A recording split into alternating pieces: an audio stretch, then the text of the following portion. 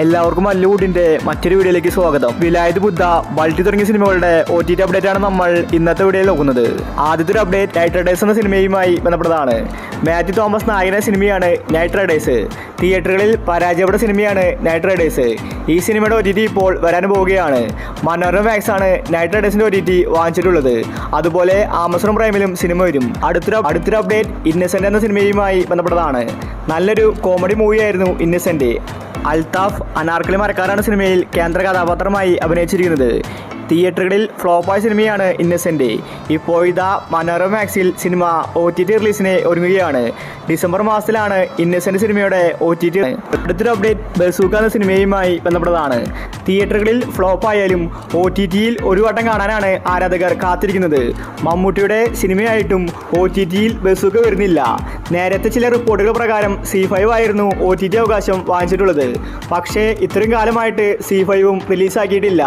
ഇതിനർത്ഥം C5 വാങ്ങിച്ചിട്ടില്ലെന്ന് തന്നെയാണ്. പുതിയൊരു OTT പ്ലാറ്റ്ഫോം ബസൂക്കയുമായിട്ട് ഡീൽ നടത്തുന്ന റിപ്പോർട്ടാണ് കാണാനുള്ളത്. ഒരുപക്ഷെ ജിയോ ഹോട്ട്സ്റ്റാറിലായിരിക്കും ബസൂക്ക സിനിമ OTT റിലീസ് ചെയ്യാൻ പോകുന്നത്.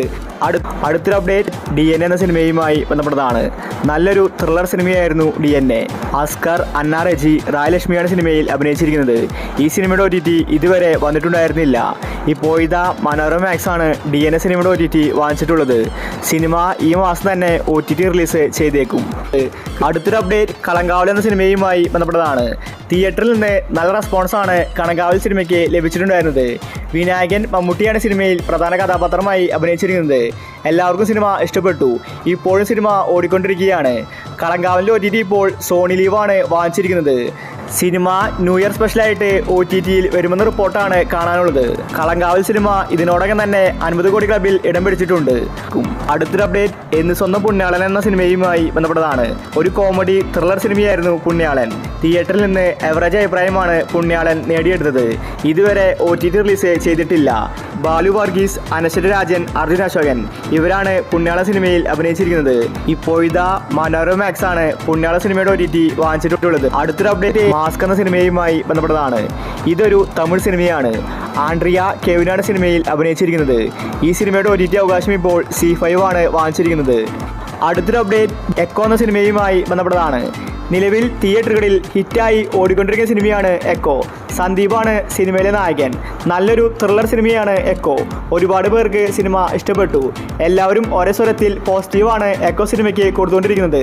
മലയാളത്തിലെ സൂപ്പർ ഹിറ്റായ കിഷ്കിണ്ട് കാണത്തിന്റെ ടീമാണ് എക്കോ സിനിമയും എടുത്തിരിക്കുന്നത്. ഇപ്പോഴത്തെ എക്കോ സിനിമയുടെ OTT ഹോട്ട്സ്റ്റാറാണ് വാങ്ങിച്ചിരിക്കുന്നത്. അടുത്തൊരു അപ്ഡേറ്റ് വിലായത് ബുദ്ധ എന്ന സിനിമയുമായി ബന്ധപ്പെട്ടതാണ്. പുഷ്പ സിനിമയുടെ ഒരു മോഡലിലാണ് വിലായത് ബുദ്ധ വന്നിട്ടുണ്ടായിരുന്നത്. അതുകൊണ്ട് തന്നെ തിയേറ്ററുകളിൽ പരാജയപ്പെട്ടു. ചന്ദനകടത്തിന്റെ കാര്യങ്ങളാണ് സിനിമ പറഞ്ഞു പോകുന്നത്. പൃഥ്വിരാജാണ് വിലായത് ബുദ്ധ സിനിമയിൽ നായകൻ. തിയേറ്ററുകളിൽ 3 മണിക്കൂർ സിനിമ ഉണ്ടായിരുന്നു. അതുകൊണ്ട് തന്നെ പ്രേക്ഷകർക്ക് ഒരുപാട് ലേഖ അനുഭവപ്പെട്ടു. ഈ ഒരു കാരണം കൊണ്ടാണ് വിലായത് ബുദ്ധ പരാജയപ്പെട്ടത്.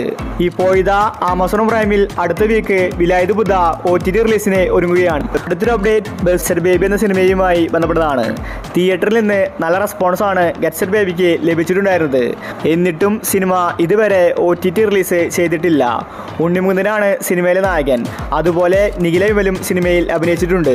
നല്ലൊരു ഫാമിലി മൂവിയായിരുന്നു ഗെറ്റ് സെറ്റ് ബേബി. ഒരുപാട് പേര് ഈ സിനിമയുടെ OTTക്ക് വേണ്ടി നോക്കിയിരിക്കുകയാണ്.